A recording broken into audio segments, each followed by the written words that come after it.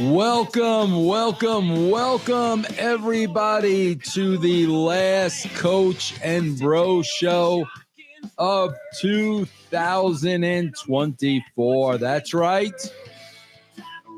When we have our next episode, it'll be a brand new year, 2025, and hopefully the coach, the great Jonathan Coachman, will be back.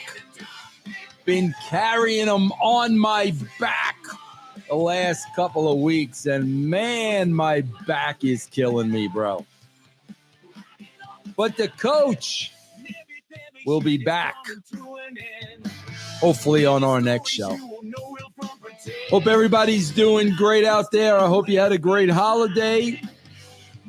Hope you're looking ahead to the new year.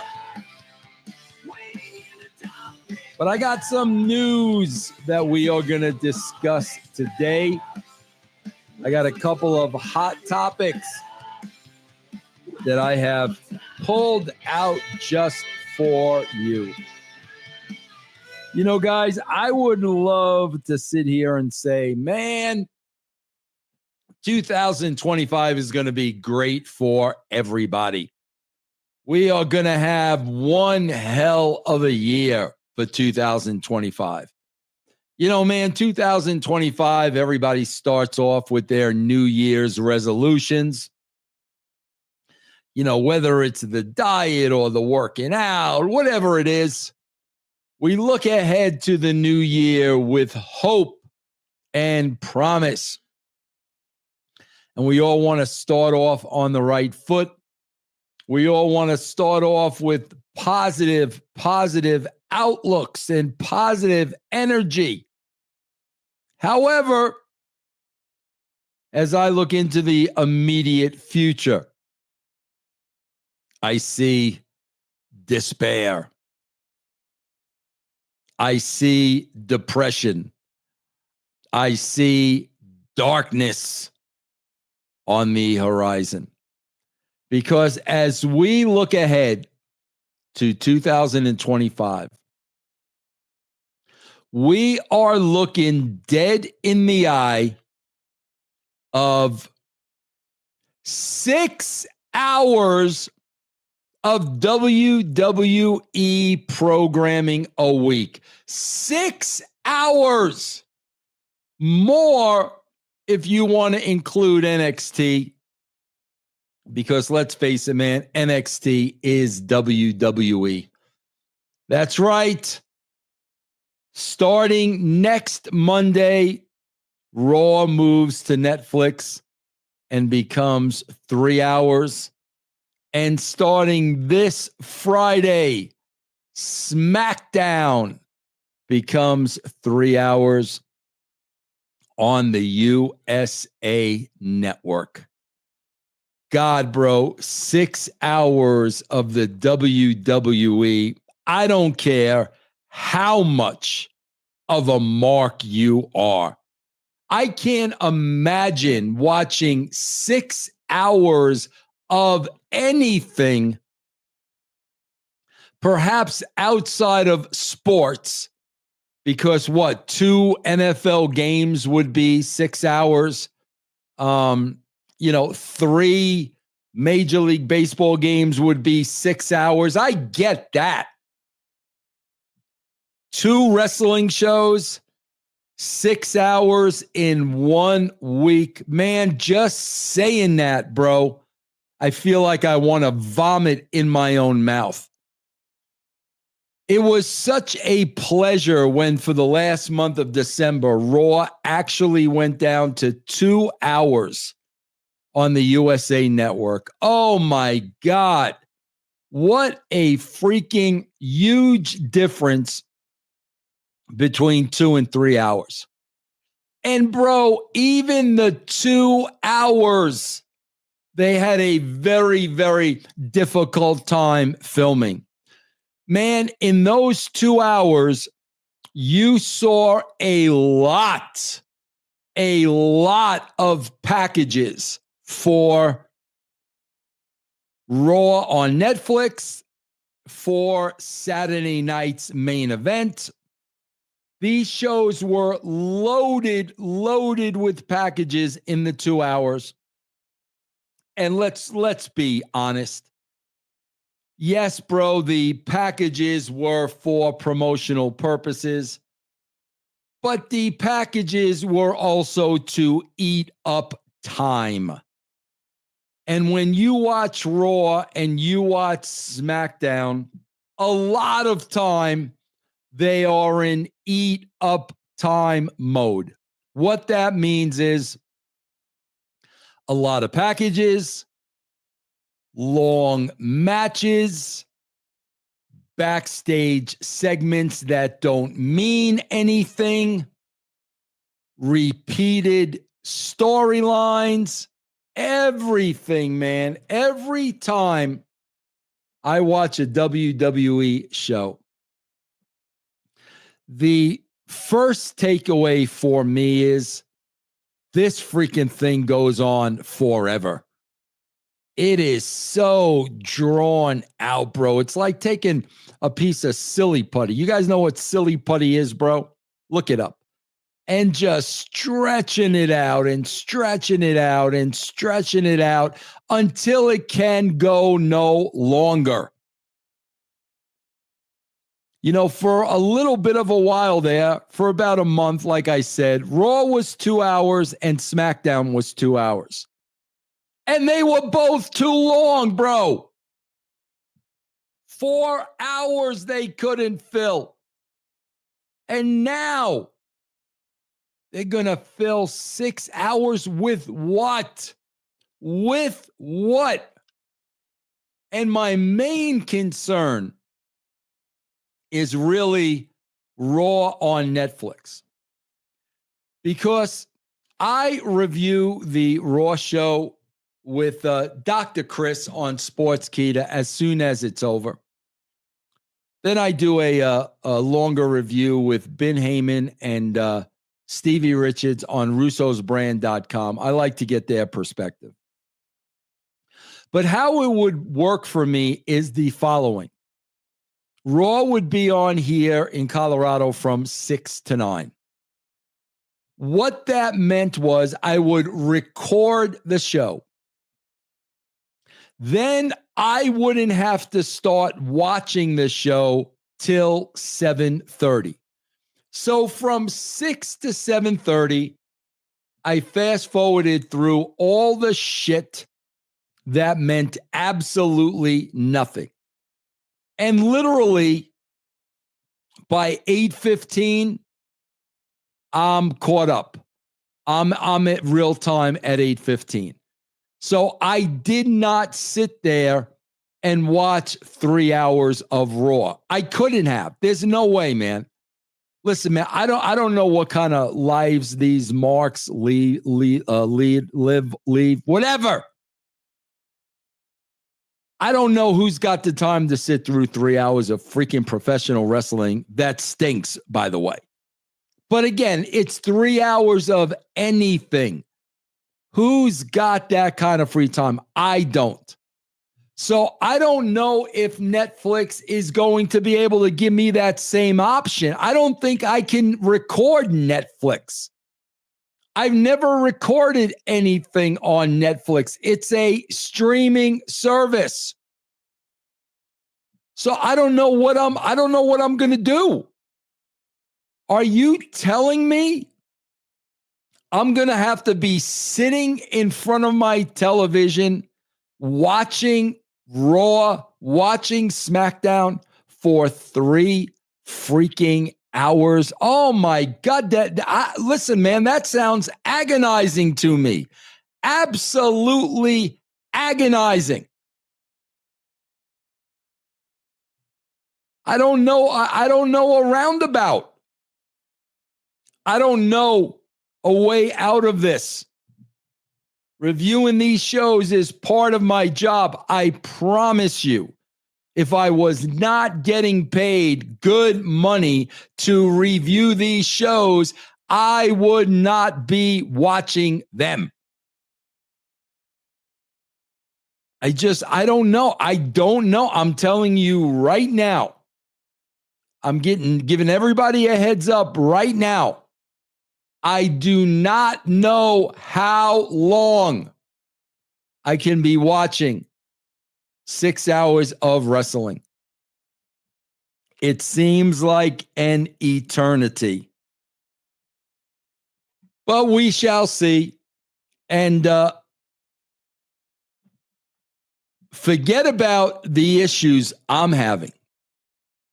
Bro, you are so going to oversaturate the wrestling market.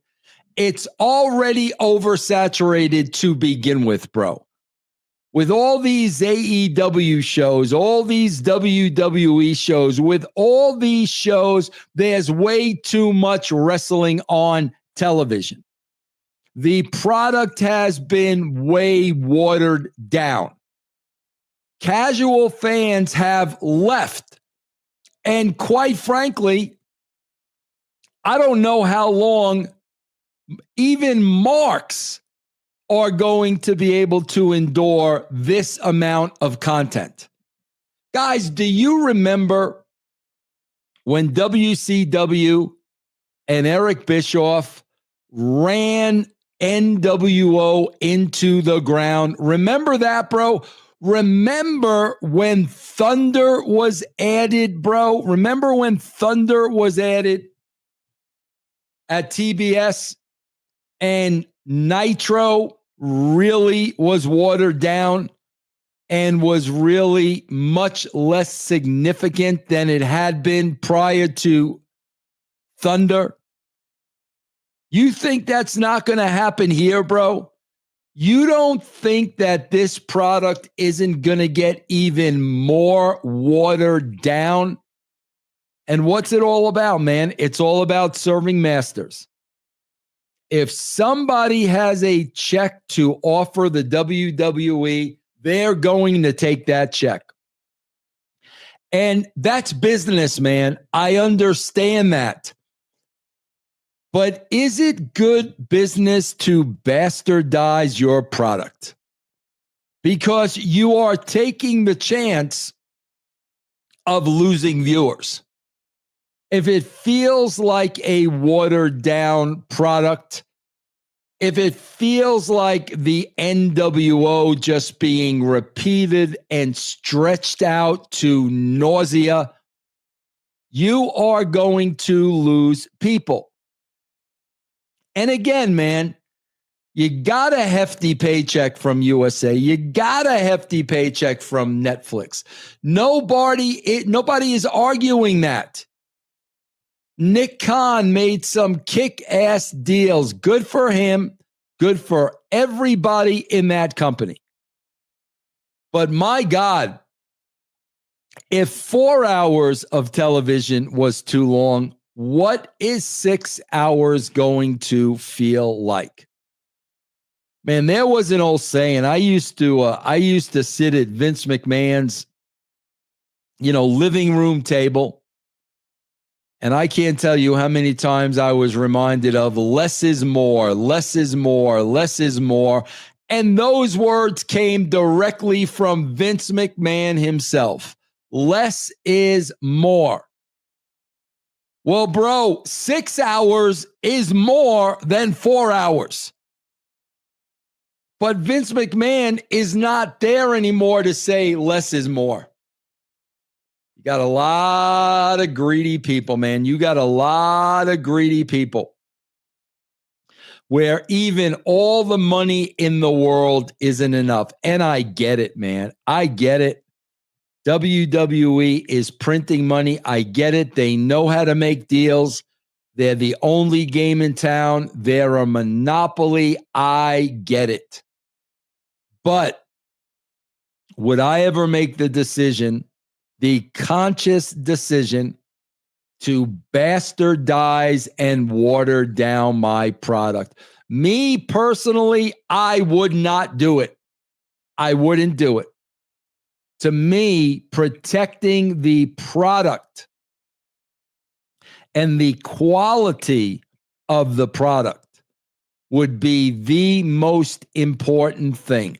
Not quantity, not how many hours could we possibly put on, but the quality.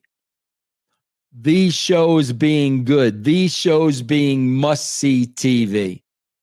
And listen, man, as a television critic, as a professional television critic, these shows are not must-see TV. But it's going to happen whether I like it or not, and I can no longer be in denial. The time is upon us. The time is here. So get ready for it. Guys, when we come back, I'm going to talk to you about a JBL story where he once again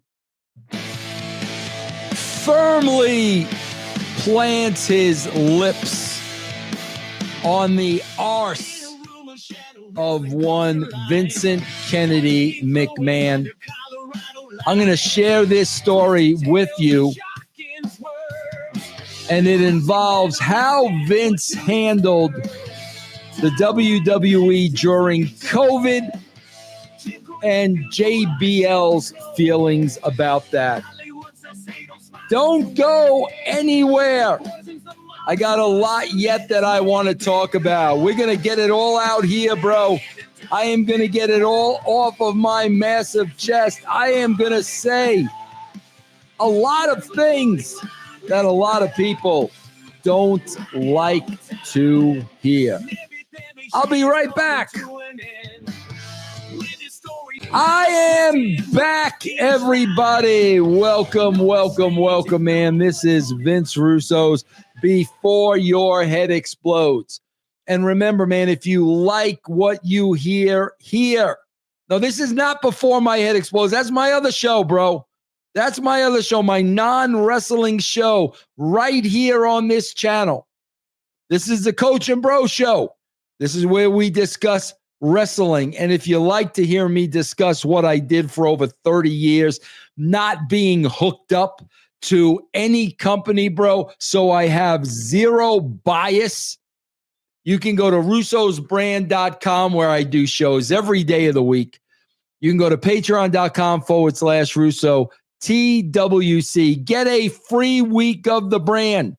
If you've never been a Patreon, patreon.com/Russo TWC. Take advantage of your free week.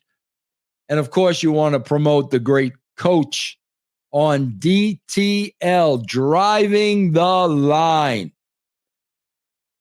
So this is a interview with JBL. I'm going to read this to you. I'm going to give you my comments on this.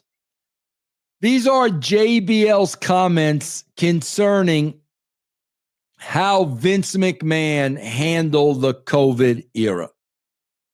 JBL says Vince McMahon saved WWE during COVID.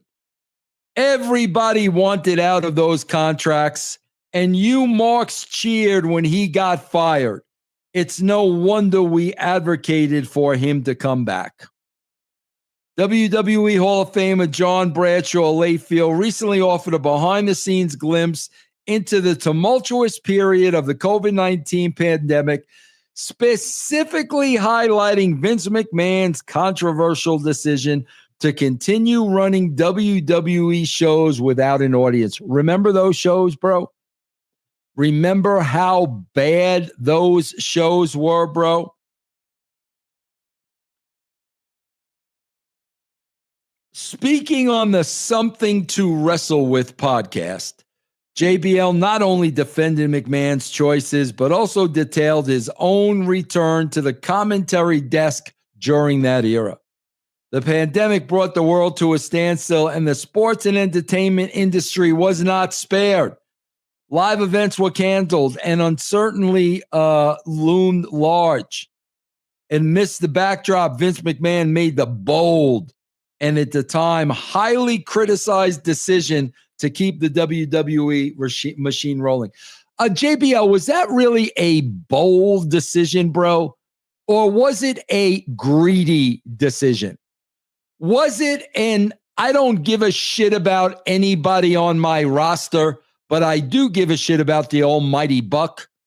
Could that have been the decision, bro? Or was it bold, as JBL said? Think about it, bro.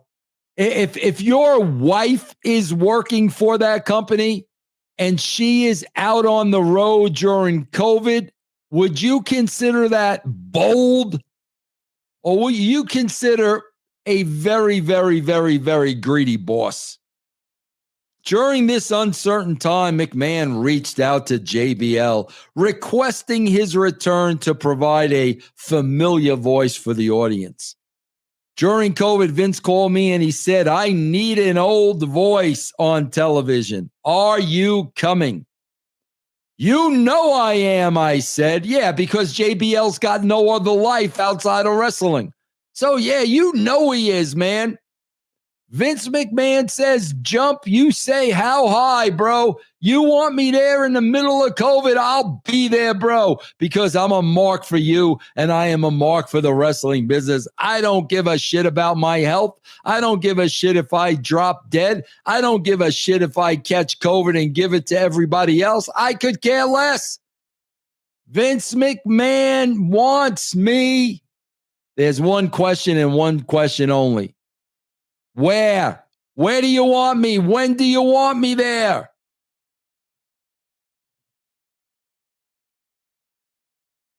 Where are you? JBL asked. Vince says, we're in Orlando. We got no audience. I need an old voice, the old commentary, somebody that people recognize. JBL's commentary, according to McMahon's vision, would offer a sense of continuity and comfort to viewers navigating a strange new world. Oh, yeah, bro, I was always comforted by JBL. You know, JBL had that bedtime manner, bro, and that soft-spoken voice, you know, bro, like when the dad reads The Night Before Christmas to his 3-year-old kids on Christmas Eve, bro. That voice, JBL, very calming, bro. Very calming. The decision to continue running shows, coupled with the strategic use of familiar elements like JBL's voice, proved crucial. JBL recounted the dire situation. There was nobody in the airport. Everybody was sitting up front first class, I said. Yeah, bro, because everybody's smart. We're not going to go to the airport with a freaking deadly disease running rampant, bro. Yes. I think I'm going to sit in the back. Like 15 seats on both sides of, because you didn't know what was going to happen back then. Yeah, you didn't know what was going to happen. And quite frankly, you didn't give a shit because the mighty and powerful Oz called you, bro. He called you, JBL. You didn't know if the whole world is going to die or if you're going to get it and die. Exactly. So just hop on a plane and go call wrestling in an empty arena, not knowing if you're going to live and die. That's a logical decision. The atmosphere was one of fear and apprehension, as JBL describes. Everybody thinks they're going to die, including him. So you think you're going to die. So Vince McMahon calls you that he needs a familiar voice, and you are such a mark for Vince McMahon and the wrestling business that even though you yourself are afraid you're going to die, I'm going to go anyway, bro. At least I'll die with a smile on my face because I'm at a wrestling show. Despite the widespread opposition, McMahon pressed on. I can tell you almost everybody in the company was against Vince running. No shit. Because they got a brain in their head. Because they have families. They've got kids. They've got spouses. No shit. Everybody was against it. All the press was against it. Everything it was. This is horrible. How dare he do this, JBL stated. However, McMahon saw a bigger picture. He said, if I don't, I will lose all my TV contracts. Those TV contracts of live events became worth exponentially more. You know, I hate to say it, bro, but does this not sound very close to keeping the show going with the death of Owen Hart? I have always defended Vince over that and said he was not in the right frame of mind to make a decision. So I always defended him. But bro, he's in the right frame of mind here. He knows what's going on with COVID. COVID didn't just suddenly happen. He knew. So he thought about this a long time. And he knew. We don't know too much about this disease. Is it a shoot? Is it a work? Who knows? Regardless, I'm sending my talent out on the road. Why? Money, greed. That's why. McMahon's gamble, as JBL sees it, yeah, bro, as JBL sees it and nobody else, was a master stroke.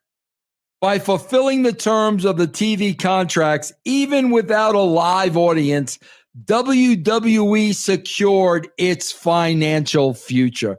So in other words, bro, the entire world shut down during COVID. The Major League Baseball season shut down. So if Vince McMahon doesn't do a show, USA Network, they're going to cancel their show. They're going to cancel the WWE. They're going to cancel it.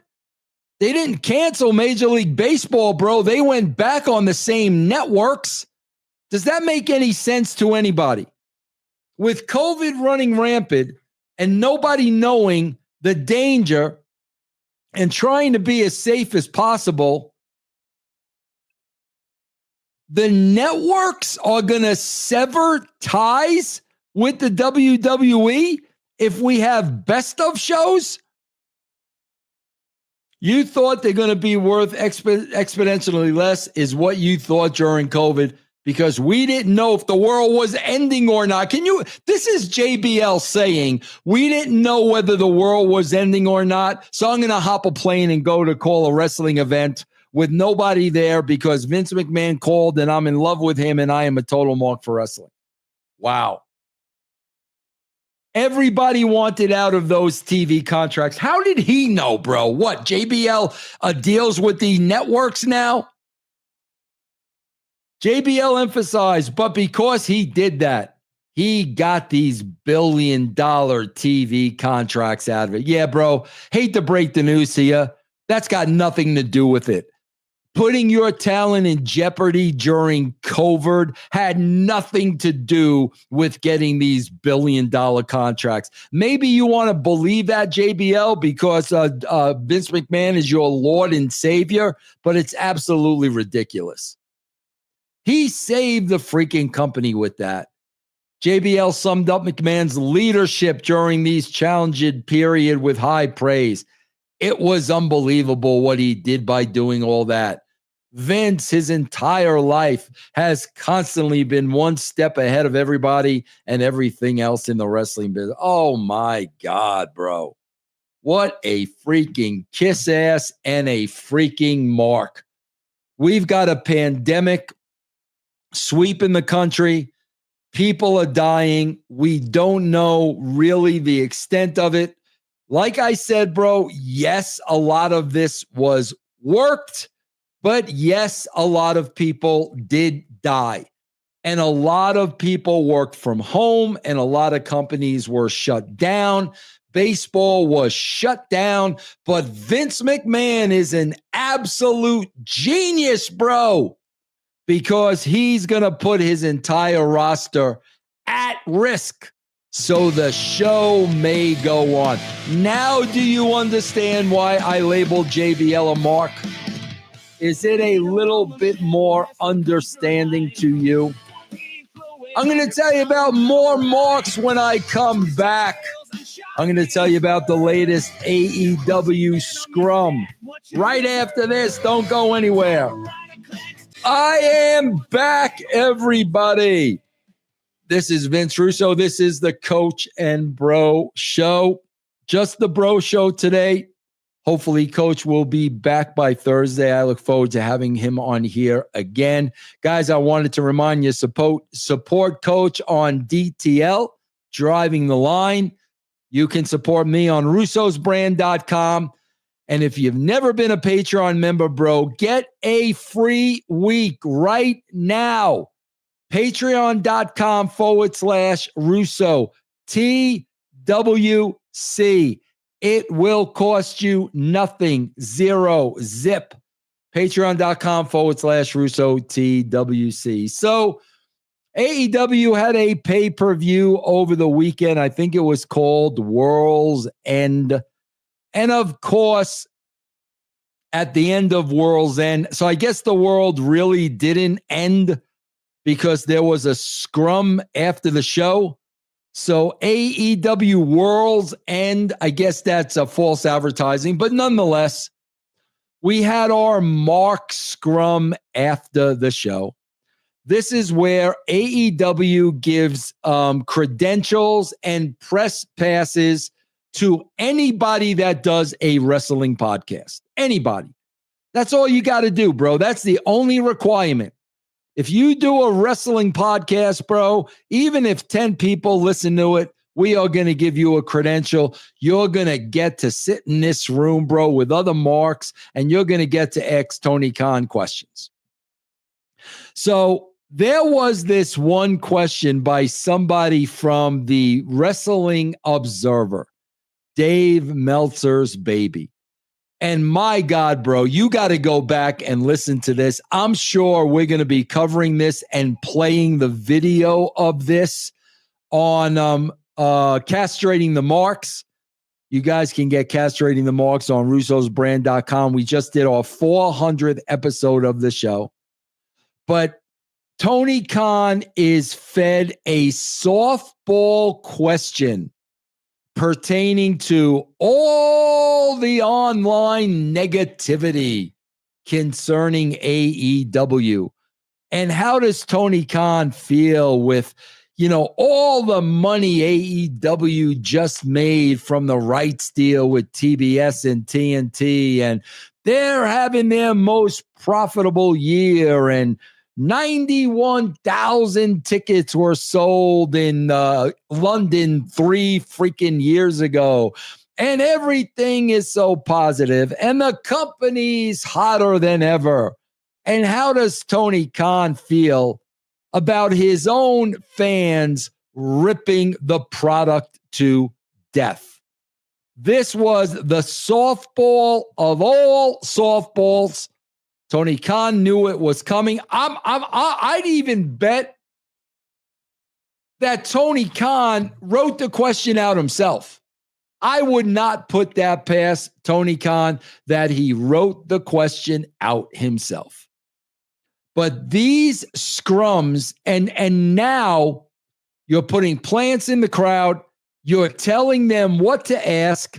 They're feeding you softball so you can sit there, bro, and put your company over while it's reaching an all-time ratings low, all attendance low. You've lost such a huge chunk of your audience over the past 5 years, and you're going to waste everybody's time during this scrum, bro, as a PR ploy from a mark who's throwing you a freaking softball to put over your company. Tony, I hate to break the news to you. We're not quite as stupid as you are. We know it. We see it. You ain't pulling the wool over anybody's eyes. Maybe the AEW marks, but that's because they're marks. I'm talking about people with a brain in their head, bro. I'm talking about casual wrestling fans, casual television viewers. Bro, you ain't fooling anybody with these stupid ass questions that you're having people ask you during these scrums. Come on, Tony. Give us more freaking credit than that. Guys, remember to check out my non-wrestling show right here on Believe. And wherever you get all your podcasts, I'll be dropping it at around midnight tonight. Vince Russo, before my head explodes. Guys, as always, thanks for tuning in. Thanks for listening. Spread the word, bro. Let's grow this bad boy. Take care, everybody. God bless. See you next time.